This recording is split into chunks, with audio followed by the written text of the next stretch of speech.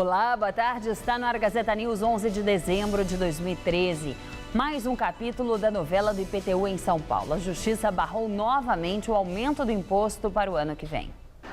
Pela decisão tomada hoje pelo Tribunal de Justiça, a Prefeitura fica impedida de reajustar o IPTU. A Justiça analisou duas ações que tratam do assunto, uma delas movida pela Federação das Indústrias do Estado de São Paulo, a Fiesp. O reajuste do IPTU foi aprovado no final de outubro. Em novembro, uma liminar derrubou o aumento, mas o texto já havia sido publicado no Diário Oficial do município. Daí, a pedido do Ministério Público, uma nova liminar foi dada contra o imposto, mas ao analisar o mérito da questão, o presidente do Tribunal de Justiça manteve o reajuste. Pelo texto sancionado pelo prefeito Fernando Haddad, o IPTU deve ser reajustado em, no máximo, 20% para imóveis residenciais e 35% para imóveis comerciais. Grupo de sem-teto faz ato em São Paulo. Segundo a Polícia Militar, cerca de 2.000 pessoas ligadas ao movimento dos trabalhadores sem-teto realizaram um ato na manhã de hoje que começou no vão livre do MASP, na Avenida Paulista. Os manifestantes bloquearam parte da via, o que deixou o trânsito na região complicado. Eles foram até a prefeitura, mas não foram atendidos por nenhum representante do governo municipal. A cobertura completa sobre este assunto você assiste logo mais às 7 da noite no Jornal da Gazeta. Saúde. Estudo da Universidade Federal de São Paulo mostra que o índice de fumantes no Brasil vem caindo nas últimas décadas. De acordo com o levantamento, o consumo de tabaco caiu 20% no Brasil nos últimos 6 anos. Em 2012, 15,6% da população brasileira declarou ser fumante, enquanto o índice do primeiro levantamento, feito em 2006, era de 19,3%. A queda foi maior entre os adolescentes. Ainda segundo a pesquisa, os homens continuam fumando mais que as mulheres no Brasil. O estudo estima que o país tinha 20 milhões de fumantes em 2012. O Uruguai aprova a legalização da produção e da venda da maconha. O texto foi aprovado ontem à noite pelo Senado uruguaio após mais de 12 horas de discussão por 16 votos a 13. Com isso, o país se torna o primeiro no mundo a legalizar o cultivo e a distribuição da maconha. A proposta foi apresentada pelo presidente do país, José Mujica, que deve sancioná-la nos próximos dias e entrará em vigor no primeiro semestre do ano que vem. Pelo texto, o governo passa a ter o controle do cultivo, da colheita, do preparo e da distribuição da maconha. A venda será feita em farmácias só para uruguaios ou residentes no país que tenham mais de 18 anos de idade. E a quantidade também será limitada, no máximo 40 gramas por pessoa ao mês. O autocultivo também será permitido. O governo uruguaio acredita que, ao tomar o controle, sufocará o tráfico de drogas. Apesar de 60% dos uruguaios serem contra a nova legislação, a decisão foi comemorada por alguns grupos nas ruas do país. A forte chuva que atinge o Rio de Janeiro desde a madrugada causa alagamentos e transtornos no trânsito em toda a cidade. Aeroportos, trens e metrô tiveram um funcionamento prejudicado. Em Nova Iguaçu, na Baixada Fluminense, há uma pessoa desaparecida. O dia começou com sofrimento para moradores do Rio e da Baixada Fluminense, onde fortes chuvas provocam alagamentos desde o início da manhã. Casas foram inundadas, motoristas ficaram ilhados e passageiros amontoados em estações de trem e metrô. Pelo menos 4 pessoas ficaram feridas após desabamentos em diferentes pontos da região. A prefeitura pediu para que a população fique em casa.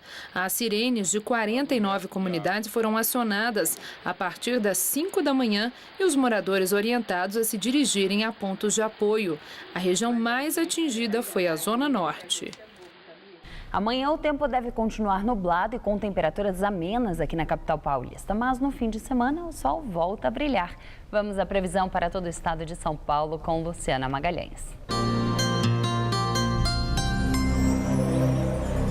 A frente fria que está sobre São Paulo começa a se afastar, mas ela ainda espalha muitas nuvens pelo estado.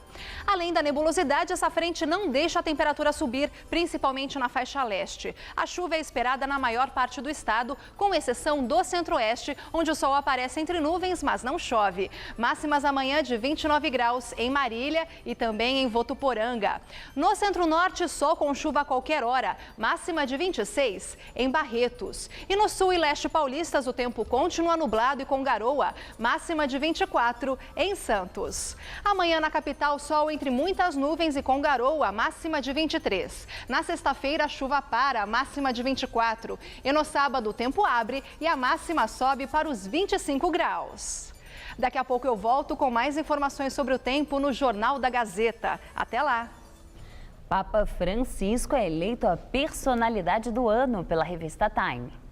De acordo com a revista americana, Francisco tirou o papado do palácio para levá-lo às ruas. A publicação destacou o fato de Francisco ser o primeiro latino-americano a comandar a Igreja Católica e o fato dele ter mudado o enfoque de uma das maiores instituições do mundo.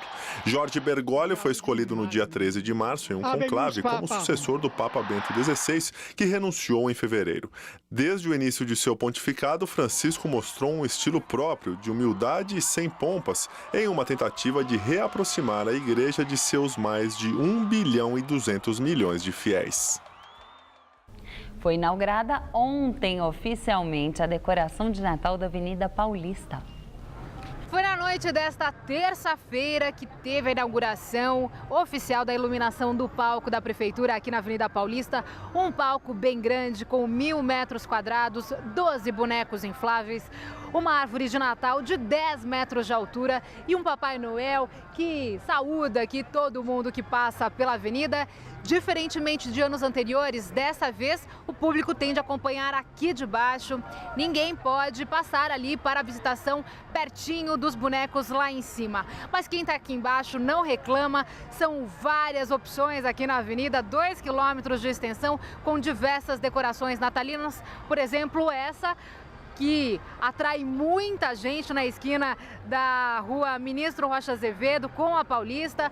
Muita gente tirando foto, crianças. Realmente as decorações mudam o clima dessa avenida que é conhecida mundialmente como a avenida com a cara de São Paulo. Jingle bell, jingle bell, jingle bell rock. Músicas são divulgadas as datas dos shows de Hugh Laurie no Brasil. O ator, que também é cantor e ficou conhecido no seriado House, toca em São Paulo no dia 29 de março, no Citibank Hall. Além da capital paulista, Hugh Laurie também vai passar pelo Rio de Janeiro, Belo Horizonte, Curitiba e Porto Alegre. Os ingressos para o show aqui de São Paulo começam a ser vendidos no dia 18 e custam entre R$ 100 e R$ 450. E o Gazeta News de hoje termina aqui. Novas notícias logo mais às 7 da noite no Jornal da Gazeta e no Jornal da Gazeta edição das 10. Até lá.